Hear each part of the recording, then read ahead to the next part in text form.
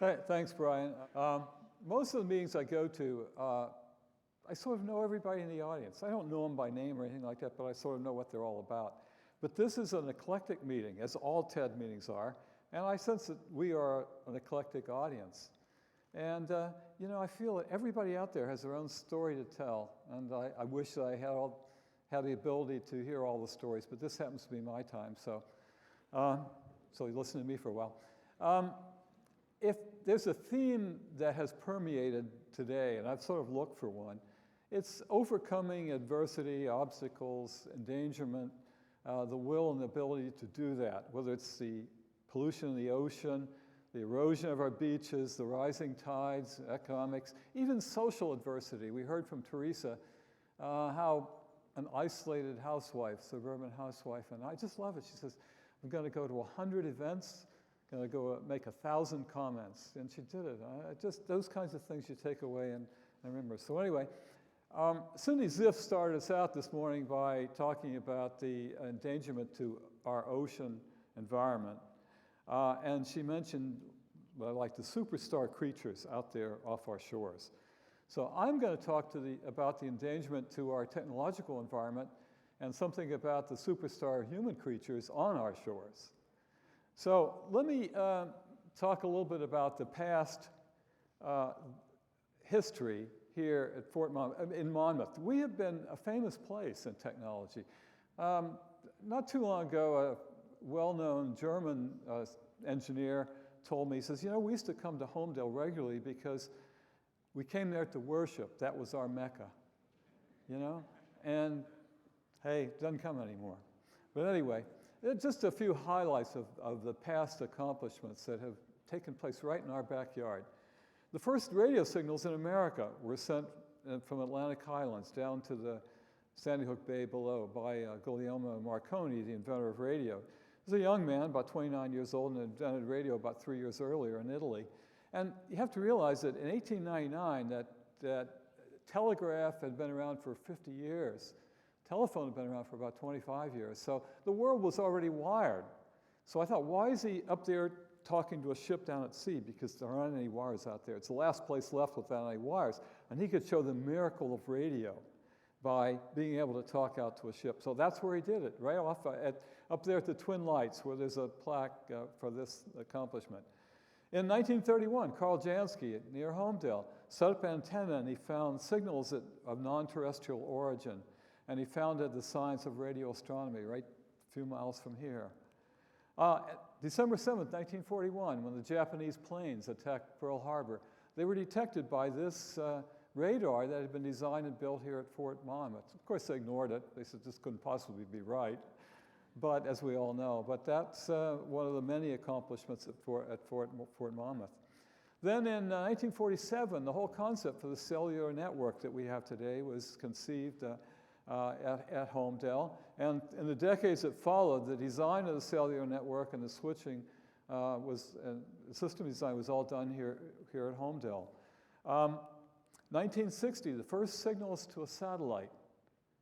From a satellite, they transmitted a message from President Eisenhower from California to Homedale, New Jersey, where it was received by an antenna up there on the hill across from the Art Center. The Echo balloon. It's amazing, this huge balloon, you can see the small figures of people in front of it, only weighed 50 pounds. It was so thin and absolutely weighed nothing, but that was the first satellite messages right here. In 1964, up there on that same hill, Arno Penzias and Bob Wilson discovered the background radiation from the Big Bang. You know, when the universe was created about 13 billion years ago, and this tremendous heat radiated out, and it's cooled down over 13 billion years. I mean, I know your stove takes a while to cool down, but this, you know, 13 billion years it took, and it's still there, only about 2.7 degrees above absolute zero. But they discovered that and won the Nobel Prize up there, right here at Homedale. Actually, you know, it's funny because in previous years, you could detect this radiation yourself.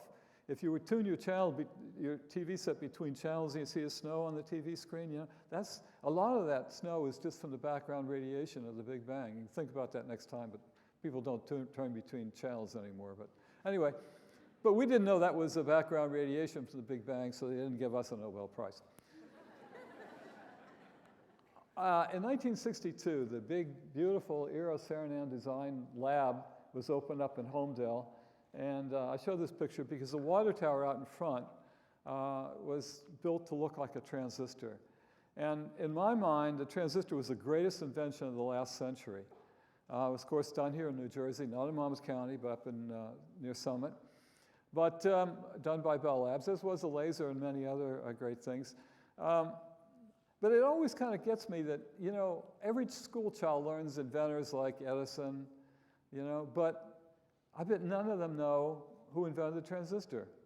Well, now you could all Google it and find out, but it's funny how inventors have sort of gone out of style right now. But the two people who invented the laser, you know, the names don't, most people here, I bet there are people in this audience that know it, but most people would not know who those inventors were. Today, I think people think inventors are Bill Gates and Steve Jobs, and I don't have a problem with that, but they're not the classic kind of inventors as Edison and the transistor and so forth were.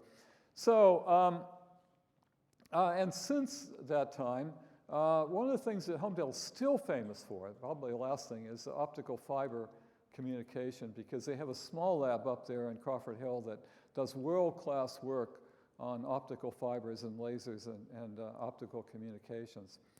But for 1962 to for about 2000, that lab was alive with about 5,000 to 6,000 people in it, and it was a great place to be. I was there for most of that time, and you know, I only realized in retrospect how wonderful it was. Right down the hall, there would be always an expert in whatever you wanted to know, a world-class person, you know, a person who wrote the book or whatever would be right next door to talk to. But you only realize that later because at the time we thought this is the way the world's supposed to be. You know, we didn't realize how good we had it. Now when we get together, we say, geez, what happened, you know? Because right now, if you look at that lab, empty, of course, weeds growing up through the floor, parking lot is deteriorated, the weeds going up through that, and they fought over what to do with this magnificent building. And only recently an agreement has been signed, and they're going to turn it into some kind of a commercial, you know, retail plaza and condos and about a couple hundred homes around it. And I just, you know, I can't believe it. But I'll wait and see. But how I spent my life there. You know, I was just recalling the time when I knew that my days at this place were coming to an end. One morning I was coming up in the elevator, it was a glass elevator that went up, and I got in the back of the elevator, and there were a couple of guys I didn't know in the front of the elevator, and they were talking about some young fellow who'd just been promoted. And I heard one guy say to the other, he said, "They say he's the new Bob Lucky."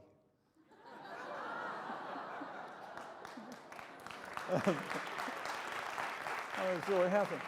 And, you know, I'm thinking, what does that make me, you know? So, and as I got out of the elevator, I turned to them and I said, you know, once I was the new Bob Lucky, you know?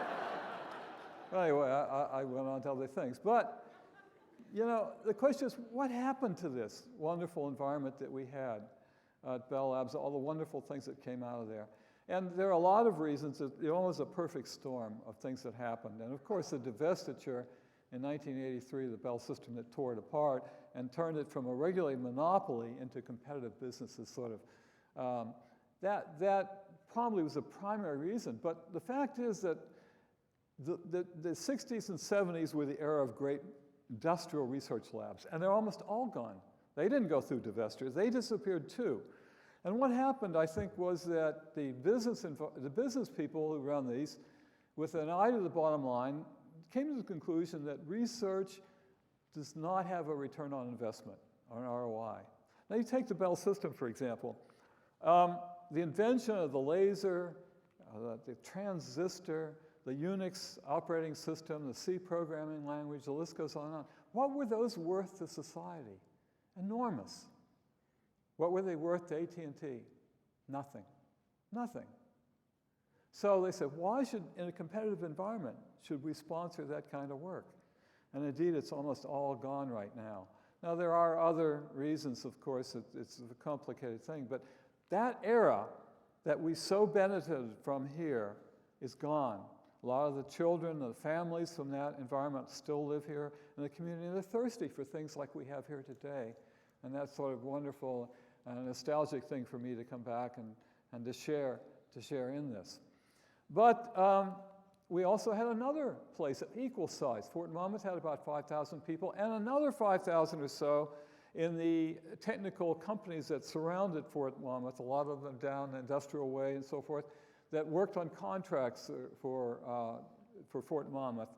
And now that also has its glorious history. A lot of it, unfortunately, can't be told because it's classified and so forth, but they have done, I assure you, wonderful technical work through the years, and work that we can be really proud of. So what happened to Fort Monmouth? Well, all I can say is a tremendous mistake was made. You know, the BRAC Commission, the Base Realignment and Closure, they were under pressure to close some bases, and they say, if you look at a place like McGuire Air Force Base, they got this big runway, you can't move that. But Fort Monmouth, hey, we can move that. So they decided to move it, and they thought that the government would get a couple of $1 billion out of profit out of this by selling the land that is on Fort Monmouth. Now, at tremendous cost to us in Monmouth County, however, we estimated the loss of the economy to Monmouth County of about over $3 billion, and a loss of jobs of about 15,000 technical jobs. So it really added to the crisis of Bell Labs closing at about the same time. So unfortunately, the analysis that the government did about what they were going to get out of this was terribly wrong. They're getting almost, I can't really say this, they're getting very little out of what they're going to sell this for, and the cost of moving this is enormous. So it just was a terrible mistake, and there's no other way to put it as far as I'm concerned, but that's just my opinion. So today, this is what Fort Monmouth looks like. I arranged to take a bike ride through there last month, and there's nobody there. It's like you're in a science fiction movie, you know, and they vaporized everybody in town. You know, and there's nobody there, but there's theaters and, you know, bowling alleys and libraries and everything you ride around. There's no people, there's no cars, there's nothing but herds of deer. There are probably a couple hundred deer there right now. I don't know what will happen to them but anyway, they're there. And they are the only people that live right now. There are some families from Sandy still there, but that's a different part of the fort. So anyway, the state legislature created an authority to work on the redevelopment of Fort Monmouth and to guide the redevelopment of Fort Monmouth. And somehow I got appointed chairman of this authority. And it was what a fantastic thing. Once in a lifetime, I had a chance to create a whole new town in New Jersey, here in Monmouth County, and to try to do it the right way. But oh, how naive I was. And I've since learned, it's been about 7 years now, I did 4 years of planning authority, and we made a plan for how every acre of this 1,160 so acres of Fort Monmouth is to be used. And we created it with big architectural firms, national firms, and visionaries to do this right, to have a lot of open space and parks, bike paths. You know, there's tremendous beauty there that we could take advantage of to have town centers and so forth. But now that the actual implementation is going, the plan is approved by the government, and the new legislative act creates an authority to implement the plan, and we're doing that right now. And we had these plans. This is an aerial rendering. We had all these artistic views of what Fort Monmouth should be. And of course, job number one was to create jobs. And so as we try to preserve the natural beauty and to form a place where people can live and work and play in this new town that we have, the difficulty that I have to tell you, you have to put this in perspective. The Army is gone. They've been gone now for almost 2 years, but they still own the land. So we have to work with the Army because what they want to do is get money out of this. And what we want to do is to create value for the people of Monmouth County, and it's kind of a push and pull there that's really difficult for us. So it's going on, and I would say that when you drive by, you probably don't notice much happening there right now, but because you're not allowed in there. But there's an awful lot happening, and of this about 2 square miles that we have, about 50 to 60% of all the developable property is already in the process of contracting.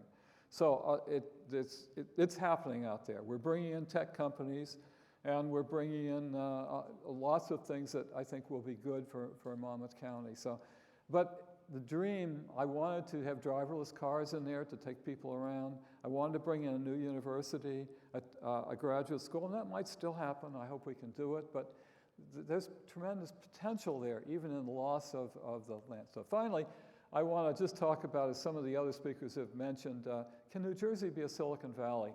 And Avi Karnani gave us a very positive thing, and I hate to deflate from that. But you know, I have been a lot of places that want to be Silicon Valley through the years.